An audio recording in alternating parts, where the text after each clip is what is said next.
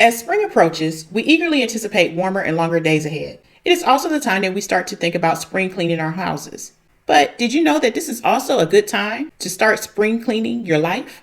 Well, friend, today I'm going to give you some ways you can declutter your life and remove the things that are toxic and impeding your progress. Welcome back to ProgressTracker Spark TV. I'm Javon, your personal success strategist and productivity expert. Each week, I provide tools and tips to help you to enhance your personal performance, productivity, and accountability so that way you can design a life that is meaningful and purposeful to you.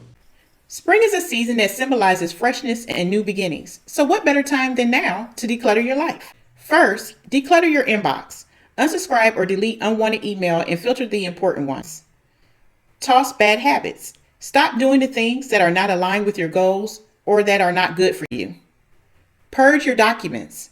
Shred or toss old bills and unimportant documents and then file the rest. Detox your mindset. Get rid of negativity, fears, and limiting beliefs keeping you from living your best life.